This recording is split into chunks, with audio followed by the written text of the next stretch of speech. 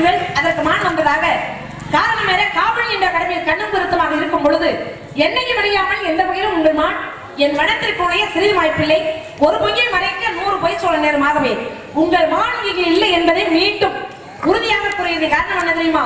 மதிவாரை வாழ வைக்கின்ற தமிழகத்தை வந்தவங்களுக்கு வரவேற்பு கொடுக்க தெரியலையே அப்படின்னு நீங்கள் என்னைய பார்த்து சொல்லிவிடக்கூடாது அப்படிங்கிற ஒரே ஒரு காரணம் தான் உங்ககிட்ட இவ்வளவு இன்னும் பதில் சொல்றேன். இல்லைன்னா எனக்கு 1000 வேலை இருக்கு, அதையெல்லாம் விட்டுட்டு உங்ககிட்ட என்ன பேசுறேன் அப்படின்னா என்ன காரணம்?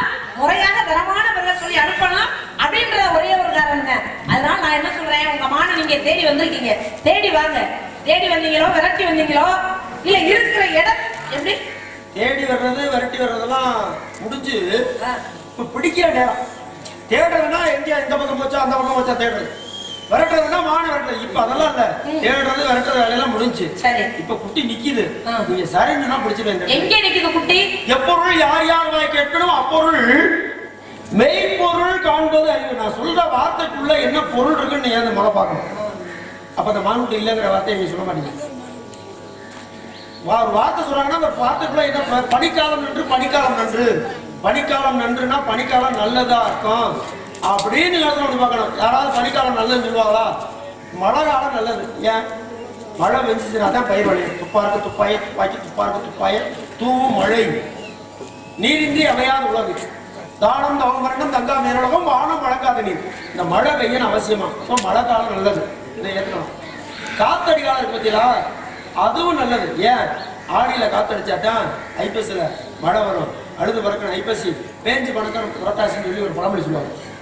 இப்ப மழை காலம் நல்லது, இந்த காற்று காலம் நல்லது. பனிக்காலம் நல்லதா அப்படின்னா பனிக்காலம் நன்று பனிக்காலம் நன்றுனா பனிக்கு ஆழம் நன்று. இந்த உலகத்திலே ரொம்ப கொடுமையானது எதுனா ஆழகால விஷயம் தான். திருப்பார்கடலை கடையிறாங்க தேவர்களும் அசுரர்களும். அப்படி கடையும் பொழுது அளவுக்கு அதிகமா ஆசை அவங்களுக்கு, இன்னும் வரட்டும் அமுதம், இன்னும் அமுதம் வரட்டும்னு சொல்லி கடைய இந்த கடையறதுக்கு கையில எதை பயன்படுத்தினாங்கன்னா பாம்பு. இந்த பாம்பு என்ன பண்ணுது? இந்த பக்கம் வால் பக்கம் இவங்க எப்படி சொல்லுறாங்க, தலை பக்கம் அவங்க எப்படி சொல்லுறாங்க. இது தன்னால வேதனை தாங்க முடியாம விஷத்தை கக்க ஆரம்பிச்சிருச்சு. அளவுக்கு மீறினால் அமிர்தமும் நஞ்சு. இந்த நஞ்சை கக்க ஆரம்பிச்சிருச்சு. இந்த நஞ்சுதான் ஆழகால விஷம்ங்கிறது. அந்த ஆழகால விஷம் கூட பரவாயில்லையா? ஏன்? அதை அப்படி தொட்டா சாம்பல் ஆக்கிடுமா. யார் தொடாலும் தொடர்புல அப்படியே சாம்பல் ஆக்கிடுமா. ஆனா பனி அப்படி இல்லை, சுறு சுறு சுறு சுருங்க மூக்கு. அப்புறம் திடீர்னு நச்சு நச்சு நச்சுன்னு தும்மலா வரும். அப்புறம் தலை அப்படியே பாரமா இருக்கும். அப்புறம் மூச்சு விட்டோம்னா மூச்சு விடுறது சிரமமா இருக்கும். அதுக்கப்புறம் இருமல். அப்ப தொடர்ச்சியா ஒவ்வொரு பனிக்கு ஆழகாலத்தை கூட நல்லது. இந்த பனி வந்து என்னுடைய பணி என்னன்னா, இந்த மான்குட்டியை பிடித்து கொண்டு போய் வைக்கிறதுனால எனக்கு மட்டும் நன்மை நினைக்காதீங்க, இது முழுசா உங்களுக்கு தான் நன்மை. ஏன்னு கேளுங்க, இந்த உலகத்துல வாங்குறதுக்குன்னு ஒருத்தர் இருந்தாங்க, கொடுக்குறவங்களுக்குன்னு ஒரு பேர் இருக்கு. உங்களுக்கு நல்ல வாய்ப்பு, அருமையான வாய்ப்பு. கொடுக்குற இடத்துல இருக்கீங்க. கொடுக்குற கை எப்பவும் உயர்ந்திருக்கும், வாங்குற கை தாழ்ந்திருக்கும். நான் உங்கள்கிட்ட வாங்க வந்திருக்கேன், அதனால கொடுக்குற நீங்க அப்படி உயர்ந்திருக்குன்னு நான் நினைக்கிறேன். என்ன சொல்றேன்? நான் கொடுக்குற கை இருக்கிற வரைக்கும் வாங்குற கை இருக்கு, வாங்குற கை இருக்கிற வரைக்கும் கொடுக்குற கை இருக்கும் அப்படின்னு பாருங்க. பெண்கள்லாம் என்னைக்குமே மெழுகுவத்தி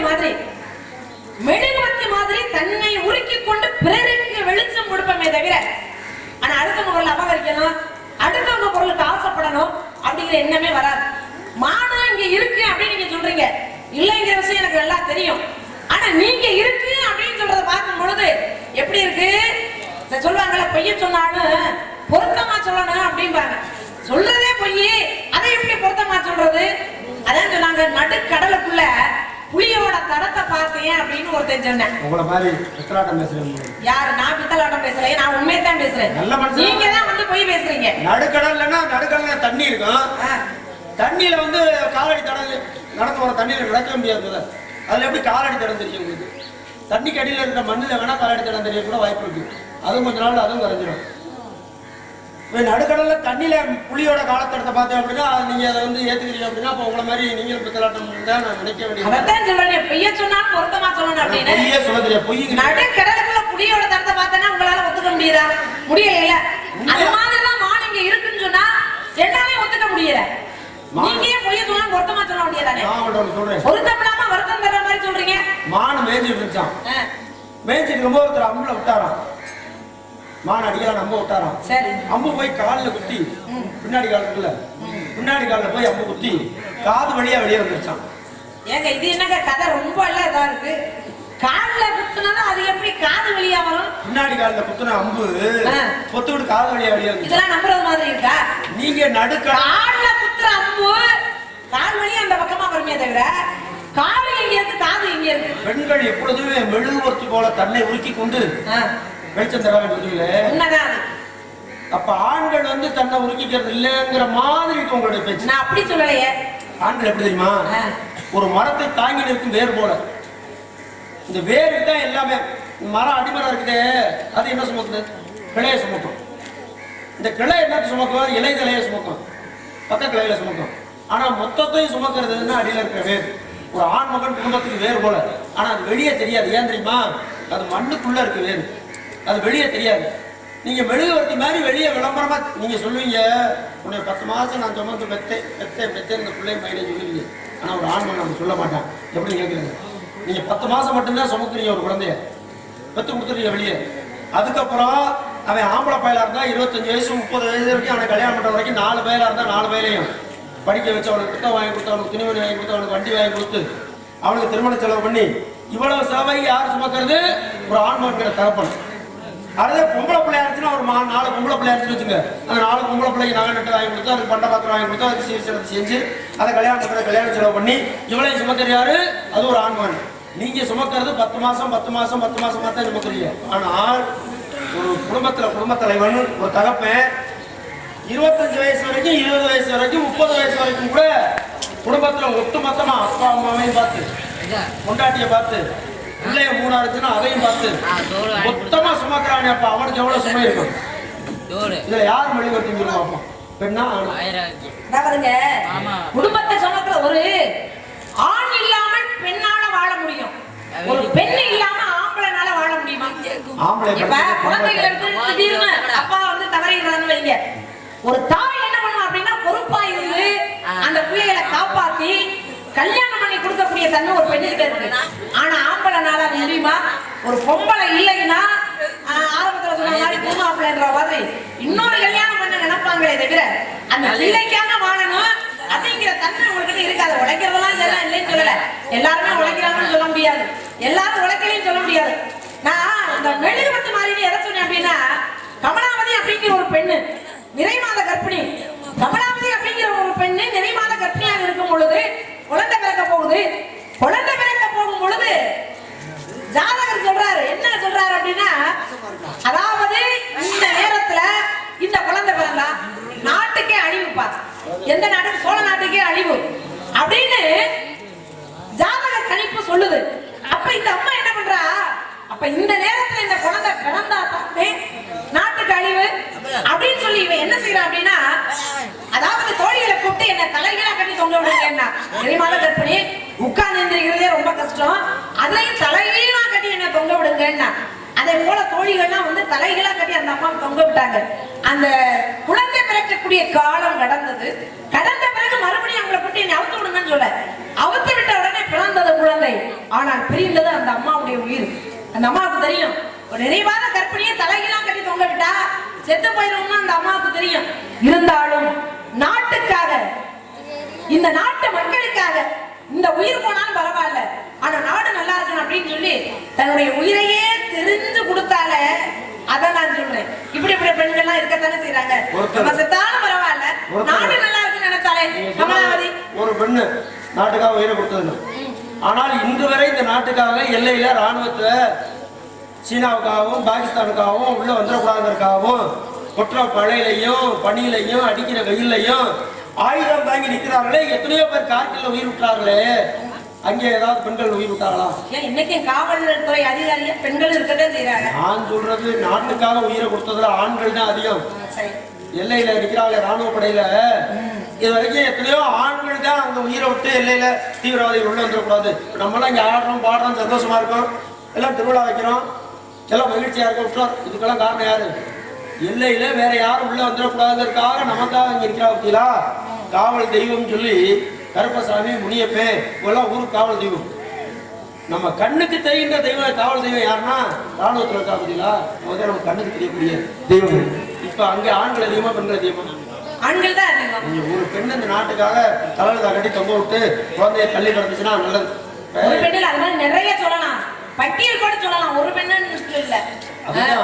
சரி, அந்த ஆண்கள் வந்து போயிருக்காங்க, ஏன் நீங்க போக வேண்டியதானே? அது மாதிரி நீங்களும் அந்த எல்லைக்கு போக வேண்டியதானே?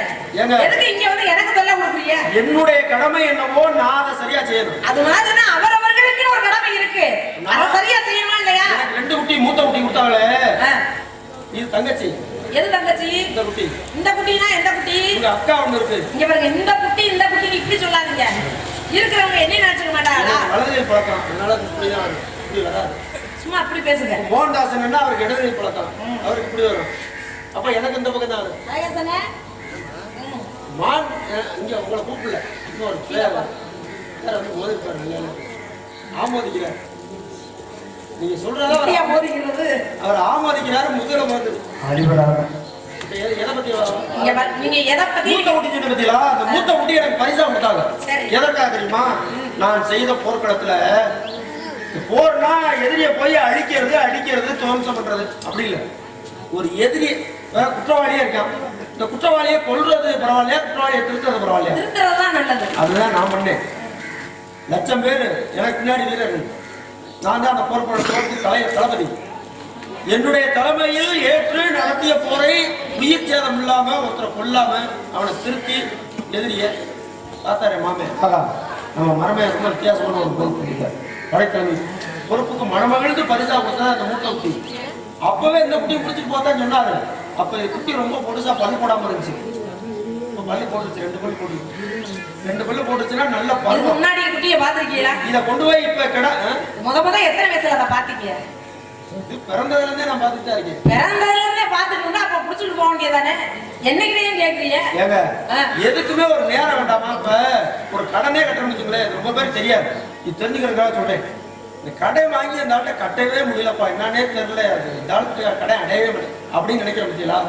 அவங்கள்ட்ட போய் செவ்வாய்க்கிழமை அன்னைக்கு செவ்வாய் ஓரை இல்லை. ஏன்னா செவ்வாய்க்கிழமைங்கிறது செவ்வாய் ஓரை நிச்சயமா வரும். ஒவ்வொரு நாளும் ஒவ்வொரு ஓரை வரும். முதல் ஓரை, வியாழ ஓரை, சுக்கிர ஓரைன்னு ஓரை பார்த்து செய்யணும். எந்த வேலையும் நகை வாங்குற பத்தியா? சுக்கிர ஓரையில போய் நகை வாங்கினோம்னா நகை பெருகிட்டே இருக்கு. இந்த புதன் ஓரையில போய் கல்வியை துவங்கினோம்னா கல்வி நல்லா வந்துருக்கும். இப்படி ஓரை பார்த்து செய்யணும். ஓரை பார்த்து செய்யறது அவ்வளோ ரொம்ப நல்லது. இப்ப நானும் அதான் பார்த்துட்டு இருக்கேன். நீங்க இதெல்லாம் சொல்றீங்க சட்டம். இந்த செவ்வாய்க்கிழமை செவ்வாய் ஓரையில போய் இப்படியே சொல்றதுனால ஓரை பார்த்து செய்யணும், ஓரை வரணும், ஓரை வஞ்சமா செய்யறாங்க. ஓரமா போய் செய்யறாங்களா? ஓரை வஞ்சமா செய்யறாங்க, ஓரமா செய்யறாங்க. செவ்வாய்க்கிழமை கடனை அடைக்கணும். செவ்வாய்க்கிழமை செவ்வாய் ஓரையில கொண்டு போய் அடைக்கவே முடியலங்கிற கடனை கொண்டு ஒரு 100 ரூபாய் அடைங்க. கடை அடைங்க. அப்போ ஒவ்வொன்றுக்கு ஒரு நேரம் காலம். ஏன் அமிர்த யோகம் வச்சாங்க? ஏன் சித்த யோகம் வச்சாங்க? அப்ப நான் அந்த யோகா நேரம் காலம் அதெல்லாம் பார்த்து செய்யலாம் இருக்கேன். நீங்க பாத்திரம் பிடிக்க வேண்டியதானே? பாத்திரம் பிடிக்க வேண்டியதானே? பாத்திரம் வேணும் நினைப்பாங்க. சரி, நீங்க வருஷம் பூரா பாத்துக்கிட்டு இருக்கீங்க, இந்த வருஷத்துக்கு இடையில அந்த நல்ல நேரம் எல்லாம் வராமையா இருக்கு? வந்துருச்சு. பிடிக்க வேண்டியதானே அந்த நேரத்துல? இப்ப வந்து காலையில வந்து ஏன் பிராணனை வாங்கிட்டு நிக்கிறீங்க? இப்ப இந்த நேரம் பிரம்ம முகூர்த்தம். இந்த நேரத்துல அந்த குட்டியை பிடிச்சா நல்லது. நீங்க சரின்னு சொன்னா இந்த இடத்துல பிடிச்சிடணும். நீங்க குட்டியை பிடிக்கலாம், ஆனா இங்க நின்னா பிடிக்க முடியாது. கட்டுக்குள்ள மனம் வச்சு. அதனால இப்ப நான் என்ன சொல்றேன் அப்படின்னா,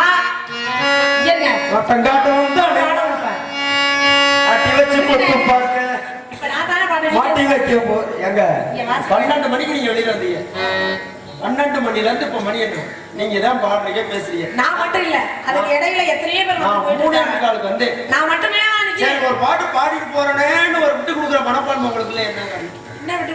ஆனா நான் எனக்கு அந்த மனப்பான்மை இருக்கு. பாடு யாரு? நீங்க முதல்ல பாடிட்டீங்க, அடுத்து நான் தான் நீங்க விட்டு கொடுக்கல. ஆமா, அதனால இப்ப நான் என்ன சொல்ல போறேன், நீங்க இந்த இடத்துல என்ன மான பிடிக்க முடியாது, இந்த இடத்த விட்டு வேற இடத்துக்கு போவீங்க அப்படிங்கிறதுனால என்ன சொல்ல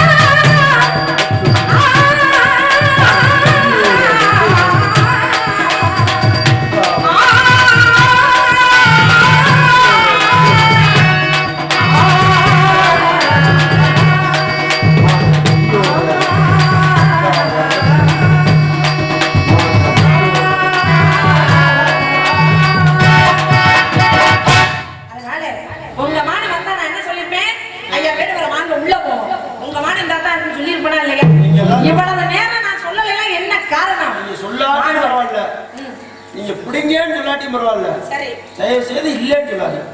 பெண்கள் வாயில இல்லைங்கிற வார்த்தை வரும். இல்லைன்னா இல்லைன்னு சொல்ல முடியும். ஆரம்பத்துல சொன்னேன், ஒருத்தர் மானை மேய்ஞ்சிட்டு இருந்துச்சான், மானை அடிச்சாராம், அம்பு காலில் குத்தி காது வழியா குத்து போயிருச்சான்னு நினைப்பீங்களா? அது போய் தானே ஏழுங்க அப்படின்னு மானுக்கு அவர் குறி வச்சிருக்காரு. எது குறி வச்சிருக்காருன்னா காலில் அடி மண்டை அடி அடிச்சிடலாம், ஒரே போடா. ஆமா, அப்படி அம்பு அப்படி அடிக்கும் பொழுது இந்த மானு என்ன பண்ணிட்டு மேய்ஞ்சிட்டு இருந்த மானு சுத்திக்கிட்டு விழுந்துருங்க. காது அடிக்குதுன்னு சொல்லி இந்த பின்னாடி காலை தூக்கி தானே இப்படி சொரியும். ஆமா, எட்டுறது அதுதானே.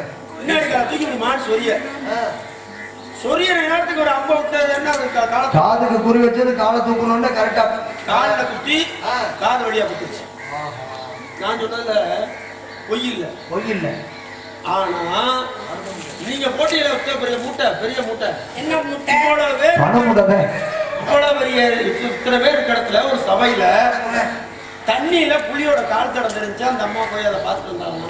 நான் பார்க்கல, கேள்விப்பட்டேன். கட்டுக்குள்ளவான வரைச்சு நோட்டங்காட்டு உண்டனை நான் அட்டி வச்சு பொட்டு பார்க்க மாட்டி வைக்க போறேன். இப்போ ஓட்ட ஓட்ட ஓட்ட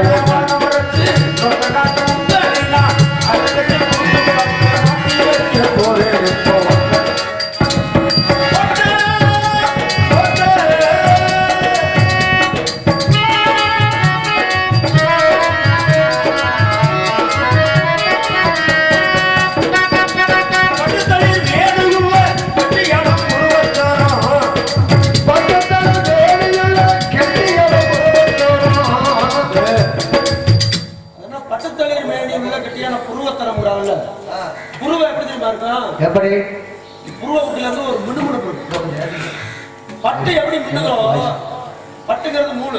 பட்டு. ஆமா, பட்டுப்பூச்சில இருந்து எடுக்கிற நூல். ஆமா ஆமா, எல்லா துணியுமே இருக்காது, அது மின்னும். அதே மாதிரி இந்த பருவத்துல அந்த குட்டியும் மேற்கோள் அது மின்னும். பட்டுத்தலை மேல கட்டியான புருவத்தம் பட்டா வழுக்கும்.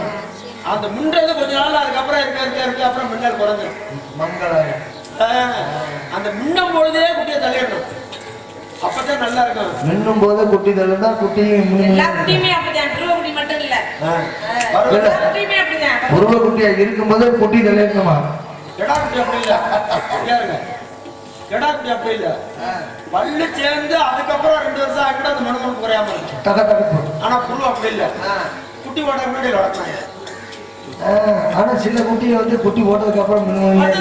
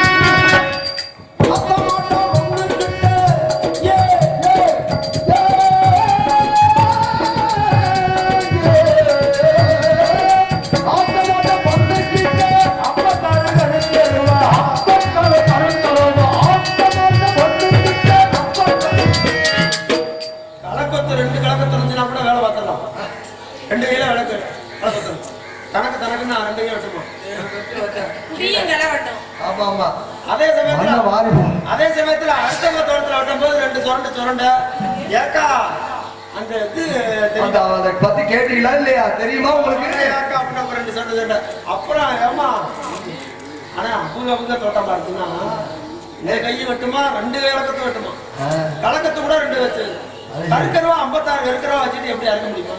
ரொம்ப சிரமம். அறுக்கிறவா தூக்கிட்டு ஒரு வேலையா இருக்கு. அதுபோல இந்த அம்மா பாருங்க, இந்த அம்மாவுக்கு 1000 வேலை இருக்கும். முதல்ல சொன்னாங்க கேட்டீங்களா இல்லையா? எனக்கு நெஞ்சே வெடிக்கிற மாதிரி இருந்துச்சு. எனக்கு 1000 பொம்பளை பிள்ளைக்குன்னா 1000 வேலை இருக்கதே செய்யும். வருஷத்துக்கு 360 நாள் தான். நீங்க வீட்டுல உள்ள நாளைக்கு எத்தனை வேலை தான் பார்க்கணும்? நீங்க வீட்டுக்குள்ளேயே 1000 வேலை பாக்குறீங்கன்னா நாங்க வெளியே போறாங்க எவ்வளவு பார்ப்போம்? எவ்வளவு வேலை பார்க்கணும்? லட்சக்கணக்கில் பார்ப்போம். ஆமா. அப்ப எது லட்சக்கணக்கில் என்ன வேலை பார்ப்பீ அப்படி? நீதான் சொல்லிட்டீங்களே என்ன வேலை பார்ப்பேன்? ஒரு வேலை தான் பார்க்க முடியும். எந்த வேலைக்கு போனாலும் ஒரு வேலை தான் நீங்க பார்க்க முடியும். அப்படித்தான். ஆனா பெண்கள் அப்படி கிடையாது. நீங்க அப்படிதான் வீட்டுல இருக்க அவங்க முன்கூட்டி வேலையும் பார்க்கணும். அதுதான் 1000 வேலை. அப்படித்தான் நீங்க நினைச்சிருக்கீங்க. ஆனா வீட்டை விட்டு வெளியே போறவங்களுக்கு எவ்வளவு வேலை இருக்குங்கிறது போனவங்களுக்கு மட்டும்தான் தெரியும். என்ன வேலை தாங்க அது? நானும் அந்த மாதிரி போனேன். களை வெட்ட போறோம் அப்படின்னா வெட்டுறது மட்டும் தானே வேலை. அதை விட்டு வேற வேலையும் பார்க்க போறீங்களா? இதுதான் நீங்க அப்படிதான் நினைப்பீங்க. வெட்டி வேலைங்கயா? ஒரு உதாரணம் ஒண்ணு சொல்றேன். இப்ப வரப்பு வெட்டுறிய, வரப்பு தானே வெட்டுவிய, அதை விட்டு வேற வேலையும் பார்க்க போறீங்களா? அப்துல் கலாம்னு ஒருத்தர் இருந்தாரு, விஞ்ஞானி. இன்னைக்கு இந்தியாவை பார்த்து எல்லா நானும் பயப்படுதுன்னா அந்த அளவிற்கு ஒரு விண்கலத்தை அவர் தயார் பண்ணி கொடுத்து போயிருக்காரு. அதனாலதான் பயப்படுறாங்க. அவர் என்ன பண்றாரு, காலையில எந்திரிச்சோன்னு இந்த பத்திரிகை பற்றியெல்லாம், தினசரி பத்திரிகை, நியூஸ் பேப்பர் அதை கூட கொடுக்குறாங்க. அதுக்கப்புறம் பால் பாக்கெட் கொடுக்குறாரு. அப்புறம் அதை முடிச்சுட்டு அதுக்கப்புறம் பள்ளியோடத்துக்கு போகணும். அப்புறம் பள்ளியோடத்துக்கு போயிட்டு வந்து கடி ஒரு மளிகை கடையில் போய் அங்கே வேலை பார்க்க, சாயந்தரம் போய் ஒருத்தர் கணக்கு எடுத்து கொடுப்பாங்க. இப்போ ஒரு மனுஷன் ஒரு வேலையை தான் பார்க்க முடியும்னு நீங்கள் சொன்னீங்க. ஆனால் ஒரு உதாரணத்துக்கு இதை சொல்லியிருக்கீங்க. அவர் தான் இன்னைக்கு இந்திய தேசமே திரும்பி பார்க்க, உலக நாடே திரும்பி பார்க்குற அளவுக்கு ஒரு மனிதர் பயப்படுற அளவுக்கு. ஆம்பளை நீங்க அப்படி, ஆனா பெண்கள் அது மாதிரி பாத்தீங்க. இப்ப அப்படிப்பட்ட ஒரு ஆம்பளையை பெத்து கொடுக்கறதே ஒரு பொம்பளை தானே. பெத்து வளர்க்கறதே ஒரு பொம்பளை தானே. புகழும் பாப்பாங்க. அது என்ன பாப்பாங்க? இங்கதான் பிரச்சனை. என்ன பிரச்சனை? பெத்து கொடுக்கறது சொன்னீங்கல்ல. ஆமா, அந்த பெத்து வளர்த்து அதை ஆளாக்குறதே ஒரு பொண்ணு தானே. நீங்க என்னதான் காசை கொண்டாந்து கொடுங்க, பணத்தை கொண்டாந்து கொடுங்க, ஒரு பிள்ளையை இப்படித்தான் வளர்க்கணுங்கிறத அந்த தாய் தான் பண்ண முடியும். கர்ணன் ஒருத்தர் தான். ஆமா, மகாபாரதத்துல ஆண்டவர்களுக்கு முன்னாடி பிறந்தவர் கர்ணன். பெத்த தாய் குந்தி தேவி பார்க்கல, பெத்த தண்ணிக்குள்ள போட்டா. தகப்பேன் சூரிய பகவான். கர்ணன் பெரிய ஆளாகி கர்ணன் எடுத்து ஒருத்தர் வளர்க்கிறாரு, அதிரதன் ஒருத்தர், அதிரதன் ராதை எடுத்து வளர்த்து ஆளாக்கி அவன் போட்டியில கலந்துக்கிறான். இந்த போட்டியில போய் மேடையில் ஏறும்போது, ஏப்பா நீ என்னப்பா ஜாதி, நீ என்னப்பா குலம், உங்க அப்பா யாருப்பா அம்மா யாருப்பா தெரியும். அந்த இடத்துல அப்பா சூரிய பகவான், நான் தான் கர்ணனுடைய தகப்பனார், என்னுடைய பிள்ளைதான் கர்ணன் சொல்லிருக்கலாம், சொல்லலை, தகப்பன விட்டார். குருநாதர் பரசுராமர் வித்தையை கற்றுக் கொடுக்குறாரு. இந்த வித்தையை கற்றுக் கொடுத்த குருநாதர் என்ன பண்றாரு, அவரு கர்ணன் மடியில ஒரு நாள் தலை வச்சு தூங்குறாரு. ஒரு வண்டு வந்து உடையுது, ரத்தம் ஓடுது.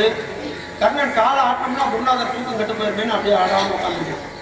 இந்த ரத்தம் மேலே விட்டு அவர் ஒழிச்சு பார்த்து, நான் பாவி, நீ ஒரு சத்திரியனா இருப்பா கூட இருக்கே, இப்படி தெரியாம உனக்கு வித்தையை நான் கற்றுக் கொடுத்துட்டேனே, உனக்கு நான் கற்றுக் கொடுத்த வித்தை தக்க நேரத்தில் உதவாமல் விட்டுருவாங்க. யார்? குருநாதர் காலை வரைப்பார். கடைசியில கிருஷ்ண பரமாத்மா போய் செஞ்சோட்டு கடந்திருக்க சேராத இடம் சேர்ந்து வஞ்சத்தில் விழுந்தாயடா கண்ணா, வஞ்சகன் கண்ணனடா, வஞ்சகன் கண்ணன் சொல்லி கண்ணனே சொல்றார். ஏன் கண்ணனை ஏமாத்தி அவன் செய்த தான தர்மத்தை வாங்க போன ஒரு கண்ணன். அம்மா பார்க்கல, அப்பா பார்க்கல, குருநாதர் பார்க்கல, தெய்வம் பார்க்கல, எல்லாரும் விட்டாங்க. மாதா பிதா, மாதானா அம்மா, பிதானா அப்பா, குருனா வாத்தியாரு, பரசுராமர் தக்க சமயத்தில் உதவாமல் போகிறது சாபம் கொடுத்தாரு. தெய்வம் கிருஷ்ண பரமாத்மா, அது எல்லாத்தையும் விட்டுச்சு. ஆனால் நீ கர்ணன் பேர் பேசுறோம். ஏன்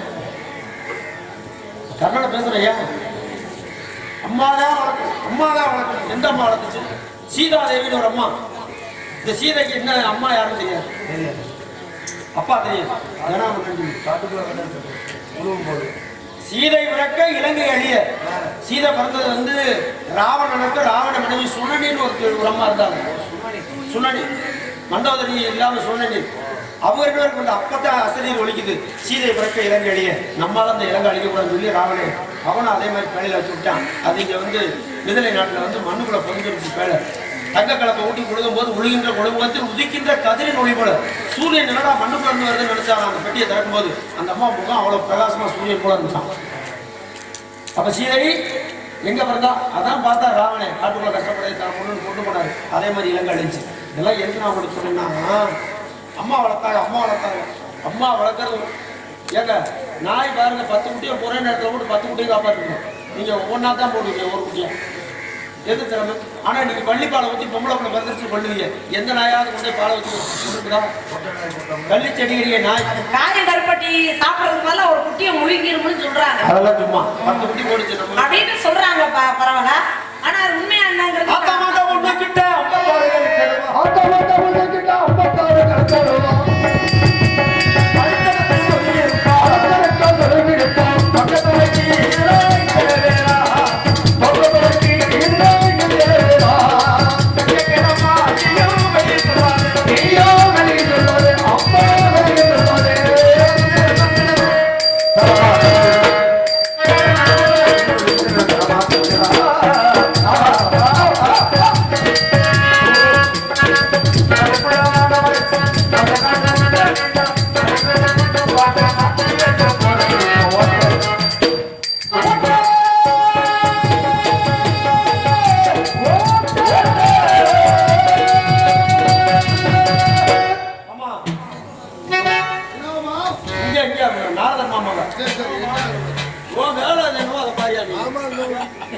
சித்திரமும் கைப்பழக்கம் செந்தமிழும் நாப்பழக்கம். எவ்வளவு ஆர்வமா உங்க மதிப்பு கொடுத்து வந்தா நீங்க வந்து இப்படி பேசுறீங்க.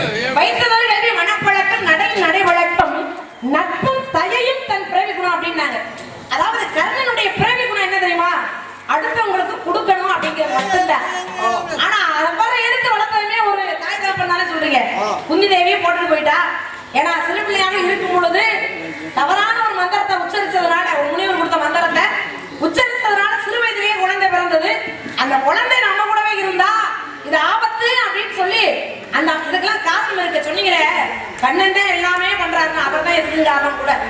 அப்படிப்பட்ட கண்ணனே அவர்கிட்ட போய் பிச்சை கேட்டாரா இல்லையா? ஏன் கேட்டாரு? கர்ணன் கிட்ட போய் பிச்சை கேட்டாரு. என்ன காரணம் அப்படின்னா வேற யாராலையும் கொல்ல முடியல. கர்ணனை யாராலையுமே கொல்ல முடியல. அப்பதான் கடைசியா இவர் ஏன் கொல்ல முடியல அப்படிங்கிறத தெரிஞ்சுக்கிட்டு அப்பதான் போய் என்ன கேட்டார்? நீ செய்த தான தர்மங்கள் அனைத்தையும் எனக்கு தாரமாத்த கொடுக்கறனா அப்படின்னாரு. அப்பதான் இவர்கிட்ட எதுவுமே இல்ல, இருக்கிறது அது மட்டும்தான்.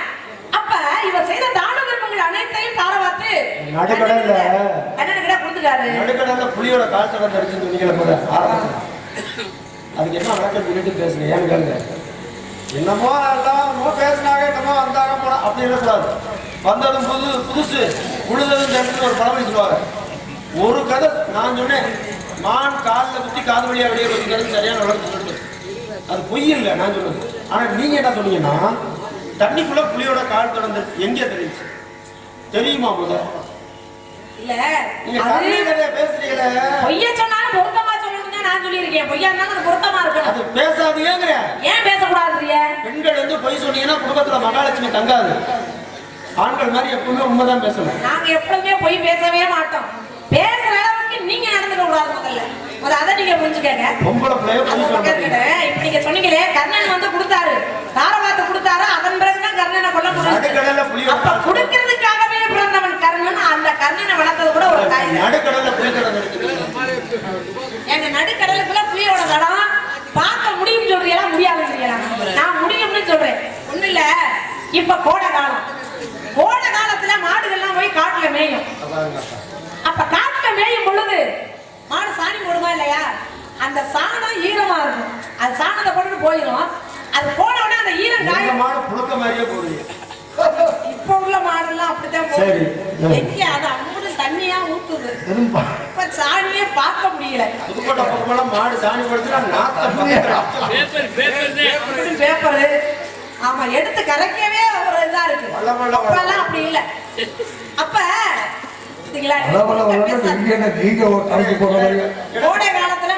கோடை காலத்துல மாடு மேயுமா இல்லையா? மாடு மேயும் பொழுது சாணத்தை போட்டு போயிருது. அந்த சாணம் காய்கிறதுக்குள்ள அது வழியா ஒரு புலி வருது. புலி வந்து அந்த சாணத்துல மிதிக்குது. மிதிச்ச உடனே தெரியாம அதை மிதிச்சுட்டு போயிருது நடந்து. அந்த மிதிச்ச தடம் அந்த சாணத்திலேயே இருக்கும். அது அப்படியே காஞ்சு எதிராட்டியா காட்டுக்குள்ளே கிடக்கு. இப்ப இந்த மழை காலத்துல மழை பெய்தா இல்லையா? இந்த மழையில இந்த எதிராட்டி எங்க போகும்? அப்படியே தண்ணியில நடந்துட்டு பத்திக்கலாப்ப சென்னையெல்லாம் தண்ணிக்குள்ள மிதக்குது. அப்படியே காரெல்லாம் காரெல்லாம் மிதக்குது. இவ்வளவு பெரிய காரெல்லாம் மிதக்கும் போது எதிராட்டி மிதக்காதா என்ன? சென்னையில வந்துங்க 40 லட்சம் பேர் தான் குடியிருக்கலாம். அந்த ஊரோட அவ்வளவுதான் பரப்பளவு. அங்க எத்தனை பேர் இருக்கா தெரியுமா? 4 கோடி பேர் இருக்காங்க. அப்ப என்ன அதுலங்க ஆத்துக்குள்ளேயும் குளத்துக்குள்ளேயும் போய் வீட்டை கட்டி வச்சுக்கிட்டு அதுதான் இப்ப பிரச்சனை. மழை காலத்துல வீட்டுக்குள்ள தண்ணி வருதுன்னா அது எங்க போகும்? நம்ம போய் கட்டுற இடம் சரியா இருக்கு. மான்குட்டி இருக்கே, இது இருக்க வேண்டிய இடமே வேற. பாத்தீங்களா? நீங்க எங்க சுத்தி அங்கதான் நீங்க. சரி, இந்த புலியோட காலத்துல இங்கதான் தெரிஞ்சிச்சு. இப்ப நீங்க தெரியும் எனக்கு மண்டை வெடிச்சிரும் போல இருக்குது. இந்த கார் இதெல்லாம் மிதந்துச்சு பாத்தீங்களா? இது மாதிரி இந்த எருதாட்டி மிதந்து குளத்துக்கு போய் ஆத்துக்கு போய் கடலுக்குள்ள போகுது. கடலுக்குள்ள போய் மிதந்து கடலுக்குள்ள கிடக்கு. மீன் பிடிக்க போன 2 மீனவர்கள் நண்பர்கள் பாக்குறாங்க. இங்க வர்றா மாப்பிள்ள, நடுக்கடலுக்குள்ள புலியோட தடம் தெரியுதுன்னு. அது எப்படி? 2 பேரும் நண்பர்கள் தானே, அது எப்படிப்பா நடுக்கடலுக்குள்ள புலியோட தடம் எப்படி தண்ணிக்குள்ள தெரியும் அப்படின்னு எட்டி பார்த்தா அது எருராட்டி. எருராட்டியில இருக்கிறது என்ன? புலியோட தடம். அப்ப நடுக்கடலுக்குள்ள புலியோட தடத்தை பார்க்க முடியுமா? முடியாதா? பார்த்தாங்கல்ல. அதான் பொய்ய சொன்னாலும் பொருத்தமா சொல்லணும். அதுக்காக வந்து நான் உங்ககிட்ட போய் சொல்றேன்னு நினைக்காதீங்க. நான் ஒண்ணு சொல்றேன். என்ன? நம்ம குடும்ப வட்டியில என்ன பண்றீங்கன்னா, அந்த அம்மாவுக்கு ஒரு சிலை வச்சிருந்தீங்க. எதுக்கு? முதல்ல உங்க மேல எனக்கு சந்தேகமாவே இருக்கு. இந்த மேல உட்கார வச்சுக்கிட்டு புலியோட காலத்து மாடு ஓடிச்சா, கோடை காலத்துல சாணி ஓடிச்சான், குளிர் காலத்துல சாணி போடாதா? போட்டாலும் அது காயாது இல்ல, மழை பெஞ்சு கரைஞ்சு போயிடும். அதை போய் ஒரு புலி மிதிச்சுச்சா, அதை அப்படியே காஞ்சிச்சான். தண்ணி எடுத்துட்டு போகும்போது வரைக்கும் அந்த வெராட்டி கரையாம இருக்கு பாருங்க, கடலுக்கு போற வரைக்கும். ஆமா, அது என்ன? எருராட்டி எப்படி கரைங்க? சாஞ்சு போயிருக்குது எப்படிங்க கரைங்க? இதுல இருந்து ஒண்ணு தெரிஞ்சுக்கிட்டேன். பெண்கள் ஒரு பொய்யவே சொன்னாலும் அதை சமாளிக்கக்கூடிய ஒரு திறமை இருக்குங்கிறத மண்டை அடுத்து ஆத்தம். இப்ப நீங்க மட்டும் என்ன சொன்னீங்க? நாடுல பட்ட அம்பு காது வழியா போயிருச்சு ஒரு பொய்ய சொல்லி நீங்க சமாளிச்சீங்கல்ல. பொய் சொன்னாலும் பொருத்தமா சொன்னதுங்கிறது ஒரு கதையே. பொண்ணு பார்க்க போயிருக்காங்க அந்த காலத்துல. பொண்ணு பார்க்க போனா இப்பதான் அந்த பொண்ணு மாப்பிள்ளை எல்லாம் பார்க்க விடுறது, பேச விடுறது, பொண்ணு பிடிச்சிருக்கான்னு பாரு, மாப்பிள்ளை பிடிச்சிருக்காங்க. அந்த காலத்துல எப்படின்னா, பெரியவங்க பார்த்துட்டு வந்து ஏன்டா பொண்ணு இந்த ஊர்ல பார்த்துருக்கோம்னா பையன் சரியா. பொம்பளை பிள்ளை அதே மாதிரிதான். உனக்கு இந்த இடத்துல மாப்பிள்ளை பார்த்துருப்பா, அப்பா அம்மா சொன்னா சரி, பெரியவங்க சொன்னா சரி. அப்பெல்லாம் அப்படிதான். இந்த பொண்ணு பார்க்க போகும்போது இவங்க என்ன சொல்லியிருக்காங்க, உங்க பொண்ணை தான் கட்டிக்குவேன்னு எங்க பையன் ஒத்த காலிலே நிக்கிறாங்க. உங்க பொண்ணதான் கட்டிக்கன்னு சொல்லி எங்க பையன் ஒத்த காலில் நிக்கிறாங்க. பிடிவாதம் முடிச்சவனா இருப்பான். அப்படின்னா பொண்ணு வீட்டுக்காரர்களுக்கு ஒரு சந்தோஷம். சரி, நம்ம பிள்ளைய கட்டிக்கிறேன்னு வளர்ப்புதான் இருக்கிறவரு நல்லா வச்சு காப்பாற்றுவாரு அப்படின்னு சொல்லி அப்ப பொண்ணு வீட்டுக்காரர் சொல்றாங்க, உங்க பையன் மேல எங்க பொண்ணுக்கு ஒரு கண்ணுங்க. அப்ப மாப்பிள்ளை வீட்டுக்காரர் என்ன நினைச்சுக்காங்க, நம்ம பையனே அந்த பொண்ணு பார்த்துருக்கும் போல இருக்கு, அதனாலதான் நம்ம பையன் மேல ஒரு கண்ணு அப்படின்னு சொல்லிட்டாங்க. திருமணம் வந்து எல்லாம் நிச்சயம் பண்ணி ஏற்பாடு ஆயிடுச்சு. ஐயர் சொல்றாரு, மாப்பிள்ளை அழைச்சிட்டு வாங்க. ஐயர் சொன்னதை பாத்துருக்கீங்களா? நல்ல நேரம் போகும்போது மாப்பிள்ளை அழைச்சிட்டு வாங்க. அவர் நல்ல விவரமா சொல்ற, நல்லா கவனிச்சு கேட்கணும். நல்ல நேரம் போகும்போது மாப்பிள்ளை அழைச்சிட்டு வாங்க அப்படின்னா என்ன அர்த்தம்னா, அவன் இவ்வளவு நாள் சந்தோஷமா சுதந்திரமா இருந்தான், தாலியை கட்டினான்னா அவனுக்கு பிடிச்சிருச்சு. என்ன நல்ல நேரம் அவனுக்கு இன்னையோட இந்த பிள்ளைக்கு தான் சேர்த்து முடிக்கி, அவனுக்கு மட்டுமா முடிக்குது? வீட்டுல உட்காந்துட்டு சேர்த்து முடிக்குது. கல்யாணம் பண்ணிட்டா உட்காந்த இடத்துல உங்களுக்கு சாப்பாடு, அவன் எல்லாம் ஓடி ஓடி சம்பாதிக்கணும். மாப்பிள்ளை அழைச்சிட்டு வாங்க. மாப்பிள்ளை அழைச்சிட்டு வர்றாங்க. மாப்பிள்ளைக்கு வந்து ஒரு கால் தான் இருக்கு, ஒரு கால் இல்லை. அவருக்கு மாற்றுத்திறனாளி. இந்த கட்டை இருக்கு பார்த்தீங்களா, இந்த கட்டையை வச்சுட்டு ஒரு கால் தான் பொண்ணு பொண்ணு வீட்டுக்காரன் பூரா எந்திரிச்சாங்க. எப்படியா கல்யாணம்? அதான் ஒரு பெரிய மனுஷன் ஒரு பேச்சுதான் கேட்டு நான், ஐயா மாப்பிள்ளைக்கு ஒரு கால் தான் இருந்திருக்குது, ஐயா பொண்ணு பார்க்க வந்தீங்களே சொன்னீங்களா? ஐயா அதை மாப்பிள்ளை வீட்டுக்காரங்க நாங்கள் சொன்னோம்ல. என்ன சொன்னீங்க? உங்க பொண்ணை தான் கட்டிக்குவேன், எங்க பையன் ஒத்த காலிலேயே நிக்கிறான். சகவாஸ் சகவாஸ் நாங்க உண்மையை தாங்க சொன்னா நீங்க புரிஞ்சுக்கல. சரி தொலைது, கல்யாணத்தை நிப்பாட்ட வேணாம்ப்பா, பொண்ணோட விஷயம் பெரியவங்க இருக்கிற கல்யாணத்தை வேணாம், ஒரு கல்யாணம் பொண்ணு நிப்பாட்ட வேண்டாம். சரி பொண்ணு அழைச்சிருவாங்க. அவனு பொண்ணு அழைச்சிட்டு வந்தா பொண்ணுக்கு ஒரு கண்ணு தான் இருக்கு, இன்னொரு கண்ணு இல்லை. பிறவிலே இல்ல. இப்ப மாப்பிள்ளை வீட்டுக்காரங்க கூட வந்துட்டாங்க. நீங்க மட்டும் ரொம்ப யோக்கியம் மாயா, ஏயா பொண்ணுக்கு ஒரு கண்ணு தான் இருக்கு சொன்னீங்களா? ஆமா சொன்னோம்ல, உங்க பையன் மேல எங்க பொண்ணுக்கு ஒரு கண்ணு, உங்க பையன் மேல எங்க பொண்ணுக்கு. இதுதான் பொய் சொன்னாலும் பொருத்தமா சொல்றது. நான்லாம் பாருங்க, இந்த பொய்யுங்கிறதே எனக்கெல்லாம் என்னன்னு தெரியாது, கஞ்சலா இருக்கு. அதுவா ஆனா அடே தப்பாளியோ எல்லாம் வெள்ளையா கொக்கு மாதிரி இருக்கும். கொக்கு எப்படி இருக்கும்? பால் மாதிரி, பாலோட நிறம் பார்த்திருக்கீங்களா? இதை கேட்கும் போது எப்படி இருக்கு தெரியுமா? ஒரு திண்ணையில நிறைய பேர் உட்கார்ந்து இருந்திருக்காங்க. திடீர்னு விழுந்து ஜனங்கள்லாம் ஓடி இருக்காங்க விழுந்து. அப்ப திண்ணையில உட்கார்ந்தவருக்கு கண்ணு தெரியல. கண்ணு தெரியாதவர் கேட்கிறாரு, ஏப்பா இப்படி விழுந்து ஓடுறீங்களே, எங்க ஓடுறீங்க அப்படின்னு கேட்கும் பொழுது, இல்லங்க ஒரு சின்ன பிள்ளை பால் குடிச்சு விழுந்துச்சு, அந்த பால் தொண்டையில விக்கிக்கிருச்சு, அதை பாக்குறதுக்காக போறோம்னு சொல்ல. இவருக்கு தான் கண்ணு தெரியாத, சும்மா தானே இருக்கேன்னு திரும்ப கேட்கிறாரு, ஏப்பா பாலுன்னு சொல்றீங்களே, பால் எப்படி இருக்குன்னு கேட்க. அப்பதான் அவங்க சொல்றாங்க, என்னங்க பால் எப்படி இருக்குன்னு தெரியாதா, பால் வந்து கொக்கு மாதிரி வெள்ளையா இருக்குன்னு சொல்ல. உடனே அவர் மறுபடியும் என்ன கேட்கிறாரு, எங்க கொக்கு மாதிரி இருக்குன்னு சொல்றீங்களே, கொக்கு எப்படி இருக்கும்னு கேட்க. அப்பதான் அந்த போன ஆளுங்க சொல்லியிருக்காங்க, இங்க பாருங்க ஐயா, கொக்கு இப்படி இருக்கும்னு சொல்ல. இவர் என்ன பண்ணாரு, இங்க இருந்து இது வரைக்கும் இப்படி தடவி பார்த்தாரு கைய. தடவி பார்த்துட்டு என்ன சொன்னார் தெரியுமா, இத்த தண்ணிய முழுங்குனா அப்புறம் விக்கிக்காம தண்ணியை முழுங்கினா அப்புறம் அதுலயே மலைவா வேற இருக்குது. ஆமா, அது மாதிரி எப்படி இருக்குன்னு கேட்குறீங்க பாருங்க. பொய்னா என்ன நேரத்துல இருக்கணும், அந்த மாதிரி பொய்ய சொன்னாலும் சமாளிக்கிறதுக்குனே நீங்க எல்லாம் மறந்துருக்கீங்க. கண்ணனை வேண்டி நம்பிகவே தாக்கியான மண்ணை வேண்டி நம்மாவுடன் ஈகவே பொன்னை வேண்டிடும் ஈகவே ஆண்டவா. ஆனா ஒரு பொய் சொல்ல மாட்டேன். என்ன கேட்டாலும் தரேன், மண்ணை கேட்டாலும் தரேன், என்ன கேட்டாலும் தரேன், ஆனா பொய் சொல்ல மாட்டேன்னு சொல்றாங்க ஹரிச்சந்திரன். ஹரிச்சந்திரன், அதுக்கடுத்து நானு, வைரமணி, சீனிவாசன், கனகராஜ், எம்பி விஸ்வநாதன், வல்லரசு, நான் சொல்றது உண்மை பேசுறாங்க சொல்லிட்டு. இந்த இடத்துல யார் இப்ப நான் சொன்ன ஜாதியில எந்த ஜாதியில வருது பாத்தீங்களா, எல்லாமே வேடுவர் ஜாதியில வருது. அப்ப என்ன, நாங்க வந்து விளம்பரப்படுத்திக்கிறது இல்ல, ஆண்களுக்கு பொதுவா பொய் சொல்ல தெரியாது. அதை நாங்க சொல்லணுங்க, நீங்க சொல்லக்கூடாது. ஒரு சின்ன பையன் வேகமா போய் அவங்க தாத்தா கிட்ட சொன்ன, தாத்தா தாத்தா நீ போய் ஒளிஞ்சுக்க, எதுக்குடா என்னைய போய் ஒளிய சொல்றேன் அப்படின்னு அவர் கேட்கிறாரு. இல்ல தாத்தா இந்த வாத்தியார் வந்து இருக்காரு, நீ போய் ஒளிஞ்சுக்க அப்படின்னு சொல்ல. டாய், உங்க வாத்தியார் வந்தா நீ தான் போய் ஒளியணும், என்ன எதுக்குடா ஒளிய சொல்ற அப்படின்னு அவர் கேட்கிறாரு. அதுக்குதான் இந்த பையன் சொன்னேன் பாருங்க, தாத்தா உனக்கு விவரமே தெரியாது, நீ செத்து போயிட்டேன்னு சொல்லிதான் நான் ஒரு வாரம் லீவ் போட்டிருக்கேன். பாடுக்கு மறந்தது ஏனோ என்னை வாட்டிட கேள்விதானோ, பாடுக்கு மறந்தது ஏனோ என்னை வாட்டிட கேள்விதானோ,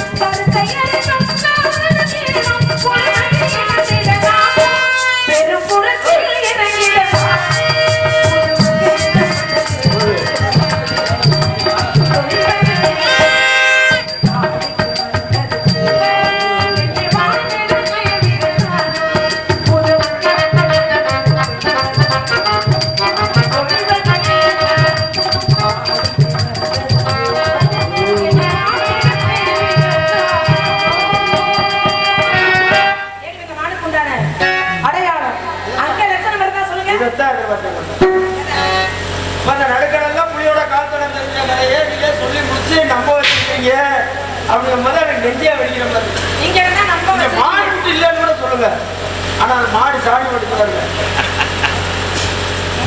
சாணி போடுமா போடா, அது மட்டும் என்னால குடும்ப வட்டியில இருந்து இந்த ஊரையும் மறக்க மாட்டேன், உங்களையும் மறக்க மாட்டேன், இந்த கடையை மறக்க மாட்டேன். தண்ணியில நடந்து போகும், கொஞ்சம் தூரம் கடலுக்கு போகாது, போய் ஆமா ரொம்ப போயிடும்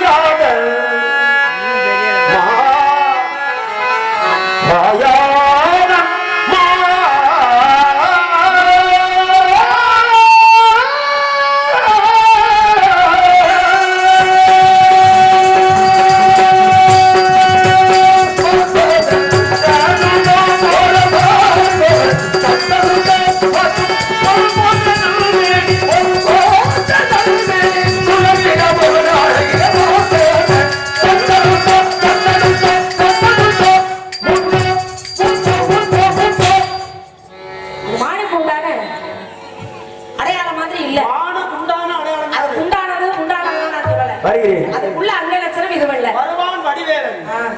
இப்ப எங்க அண்ணன் அண்ணா முக்கியமான வேலையா போயிருக்காரு. சாமி வணங்கும். வந்தது யாருன்னு தெரியும்.